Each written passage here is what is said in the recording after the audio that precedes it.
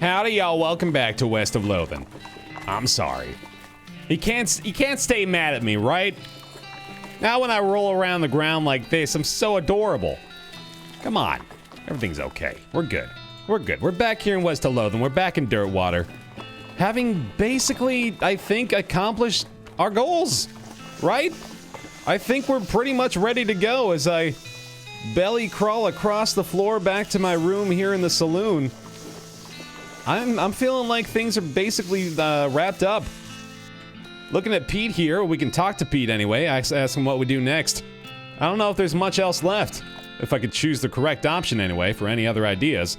Another suggestion, that's it. So, once we go to bed here, I think we acquire the logging permit from the Ghostwood bureaucrats, bring it back to Breadwood, figure out what happens after that. And that'll do it, I think. Then we'll go check out the final cutscene.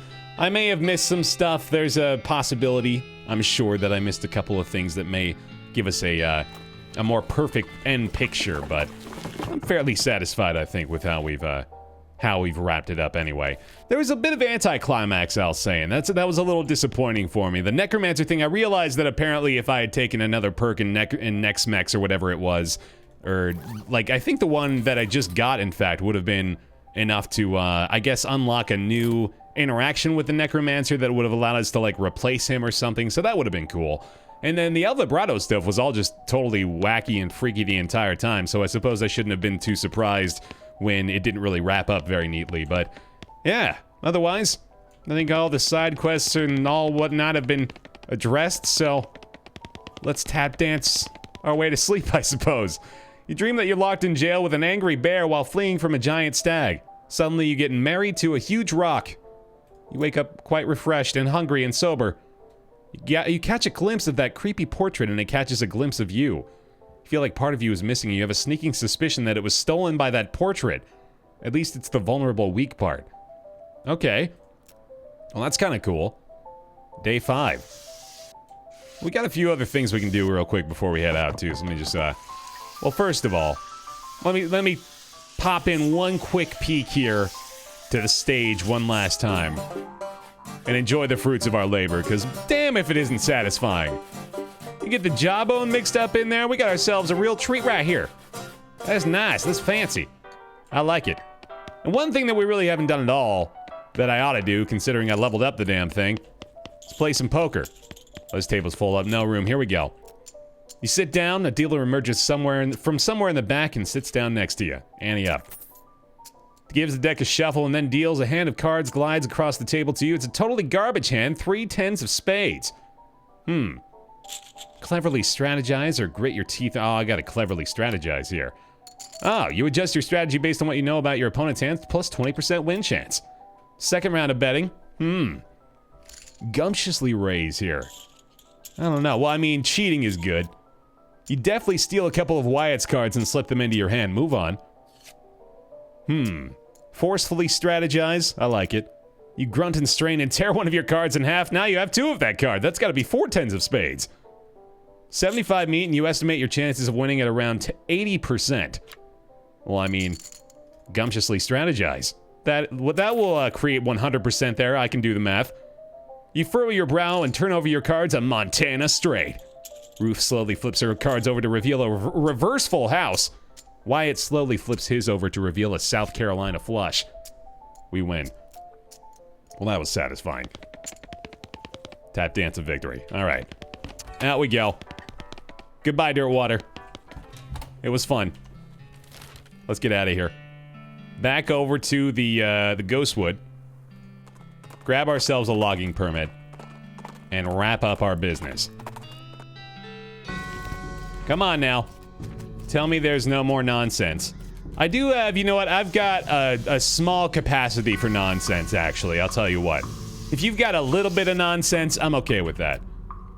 Hello, you know damn well how you can be of service to me. Oh yes, here it is, and there you are. I don't have to sign anything to collect it? Nope. Are you sure? Nope, sir, that's it. This is the ghost of a document that grants logging privileges for a big parcel of forest north of Breadwood. Holy crap. No, I don't believe you. Hold on, what's gonna happen? Seems legit. Are we good? I can go? No one's gonna stop me? I'm gonna crawl on my hands and knees out of here. Okay. Away I go then. Oh, an old crate. Wonderful, thank you. I thought it for sure it was gonna be somebody from here like, oh, hey, you forgot you need to be here for another 5 days. Sorry about that. Managed to get that logging permit yet? You have no idea how this finally is coming out of my mouth. Well, that's definitely going to improve the situation around here, thank you. I just hope to never see another form again. The mayor glances at the list of problems. There are no problems. What the hell are you talking about? There's a note at the bottom here. Last time a mayor got this list over 3 items, we chased him out of town. Look, there's no bad lumber deal anymore. Oh, well, I guess no, that's still a problem for him, isn't it? That's not something I can fix.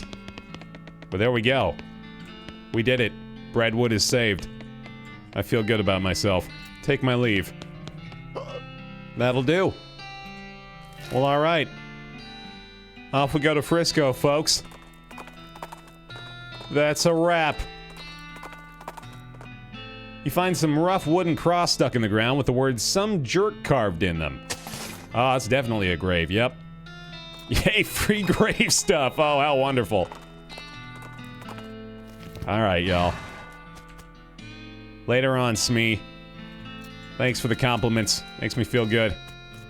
You know what we should do before we take off? Since we're gonna wrap things up anyway. Let's just eat all the best stuff we've got. Right? These delicious foodstuffs that I never thought I'd actually be able to consume. Tainted beefsteak. Tasty. You know what? Doesn't matter. Screw it. Let's just go watch the scene. That's just a nonsense waste of time. The final cutscene. Would you like to watch this? I sure would. Alright. A little bittersweet, but here we go. Some folks say endings don't matter. But other folks, they like to know how things turn out. The consequences of their actions lack. With the trains running again, Frisco thrived. People came from all over to seek their fortunes. Thanks to you, they didn't have to do it while on fire because some cow attacked their wagon. Oh, wonderful. Lovely town of Frisco. And a wide variety of interesting characters. Is this just going to be a slow pan across these same model houses? I'm curious enough to find out. 4? Sure, I'll see 4 the same kind of house. You show me 5, I begin to grow a little skeptical of what this is going to turn out to be. 6 is right out. Okay, I'm starting to... I don't know about this. Okay, it ended. That's good. Right here? This is a fine spot. I understand what's going on in Frisco. Maybe it's up to me to click. Okay. With the railroad completed and Norton ousted, Smee found himself out of a job but in of an opportunity. After being elected mayor, he managed the growth and infrastructure of Frisco with compassion and pragmatism. In 1944, Frisco was named most reasonable city by the Tuesday Evening Post. How pleasant. How cordial. How Smee of you. That's a nice looking city hall, though. Well done, buddy. With all the nearby mines operating again, his lifetime's worth of geological knowledge made Pete an extremely valuable player in the new economy. He settled down in Frisco and opened an assaying office. I know what you're saying. What's a saying? It's evaluating the quality of ore, and Pete was the best at it. People came from miles around to get their nuggets inspected. That's a, you know, you can kind of make that into a euphemism. You know. That's a great name. Great name, Pete. I am proud of you for that alone. That's incredible. Thanks to your assistance, Hobart Buppert got the photography bug. Or should we say the photography owl? Anyway, he opened up an art gallery so the citizens of Frisco would never again have to suffer from the inability to see pictures of owl skeletons whenever they wanted. Well, that's fantastic. Quite the exhibit. I like the top left one in particular. That one really weirds me out. Reminds me of the petting cemetery. Kurtz left the fort and set up shop in Frisco. His cult fitness group skyrocketed in popularity. The growth was entirely due to word of mouth because the first rule of Kurt's Fit is that you cannot stop talking about Kurt's Fit. Kurt's till it hurts, baby. No Kurt's pain, no Kurt's gain. Gotta love it. The butt bump is my favorite part. The cultists you rescued eventually joined a different cult, but a new one is quite a bit safer than the old one since it's mostly about annoying people on the streets instead of unearthing ancient evil destructors. Oh, they're giving away flowers, though. Well, I guess in sort of a weird, suggestive way, gyrations don't really compliment flowers all that much. Oh, she's a happy customer, though. With your help, the professor gained enough knowledge about El Vibrato technology to start building his own. He opened a very successful consumer technology store in Frisco, and for decades, people spent all their time staring at little computers in their hands instead of talking to one another. Aww. It's like us. Why is everybody gyrating at their new technology? That is inappropriate. The performers you sent to Dirtwater formed the greatest band in the history of music. The perfect union of percussion, strings, and technology, they immediately secured their place in the cultural history of Loathing. Their songs were innovative, their stage presence was spectacular, and the liner notes on their albums were extremely clever and interesting. They called themselves the Aristocrats.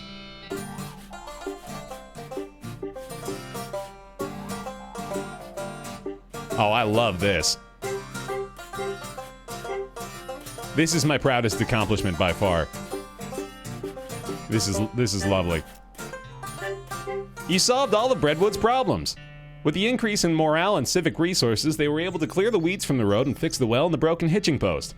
There was even enough left over to give the mayor's office a new coat of paint, refresh the facade on the buttery biscuit, and add a second story to the bunkhouse. They even managed to get that horse into rehab. Well, hot diggity damn. That was worth it. And look at him go, too. Man, he's like a whole new horse, isn't he? Good job, buddy. Olive Garden and Cactus Bill lived happily ever after. No. Wandering band of goblins found that El Vibrato weather machine you unearthed and formed a cult around it. Due to the increased rainfall, both Olive's garden and her marriage were extremely prolific. That is... What? Ooh. See, like, if she gave birth to them?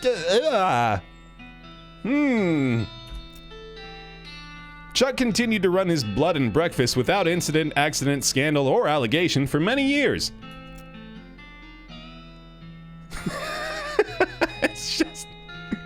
It's just this image. Oh, that's entirely settling. You won 4 of the reenactment scenarios at Fort Memoriam. They still talk about you. Oh, I know they do. Trust me. Remember when that Baer fella came through here? Yeah, he was he was the greatest at this game, wasn't he? He was the best. With your help, Roy Bean's Jelly Bean Museum became the talk of the town. Well, first they had to build a town nearby, but once they did, hoo-wee! That's great. Man, lots of feel-good moments, huh? This right here is what life should be like. No one appreciates jelly beans enough. They are the most pure and wonderful candy. Dirtwater became, relatively speaking, a thriving metropolis. Thanks to your efforts as a commerce ambassador and all-around helpful stranger, the once sleepy town became a shining oasis in a barren land. Every man, woman, and child in the town knew your name. They even put up a little plaque with your name on it in your old room at the Jewel.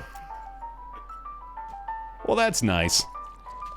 Baer Edgelord Taffy will forever be immortalized here at the Dirtwater Saloon as the dirtiest poker playing, piano player fixing, spit licking, slop eating, beer drinking, kitchen helping, stage hand assembling, dart not throwing son of a bitch you ever did see. As for you, after your adventure you settled in Frisco and bought a very long, very narrow house. You filled it with souvenirs of your exploits and started an antique hat rack collection. When you left home, you told Rufus you wanted adventure and excitement. You visited a staggering 73 places on your journey. You're just about as well traveled as they come, and they come from all over. Oh, look at that. Oh, there's an empty hat rack space, though. Oh, there's 2 empty hat rack spaces, though. Oh, there's 3 empty hat rack spaces, though. 4 empty, oh, God. There's my El Vibrato crown, though. Okay, so I feel good about that. One of those is probably like a necromancer hat. I've gotten a few at least, though. Okay, see? See, I didn't miss all of them. Just a lot. somehow just a lot. Oh my God. Whoa. In 1906, all of the remaining cows in the West were simultaneously activated by some kind of signal from hell. They thundered east, forming a gigantic single-minded herd. Led by the infernal sadist Duke Bovicus, the cow army thundered east toward Dirtwater. Jesus. Okay. Fortunately, a gang of rodeo clowns swept in at the last minute and slaughtered the herd just before it reached Dirtwater.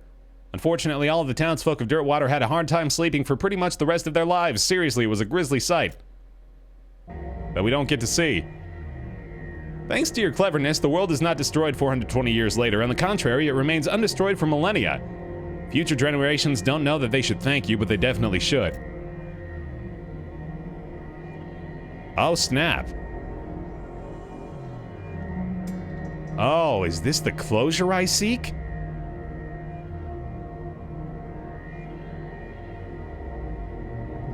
Something's gotta happen. Nothing's gonna happen, is it? It's just gonna vibrate. It's just gonna friggin' vibrate.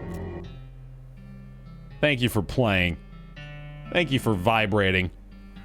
Well, alright then. The credits of Loathing. Thank you very much to this team for putting together this terrific experience. Thank you, Asymmetric. And thank you guys for watching. This is a very fun series to do. I appreciate all the help, of course, getting us through the complications, the extra stuff, all the side quests and whatnot, and thank you very much for supporting it all the way through. Hope you enjoyed. Leave a like on the video as well if you did. Of course, appreciate that quite a bit. And we'll be playing, of course, plenty more games here on the BaerTaffy channel, so don't go anywhere if you're interested in watching me play more stuff.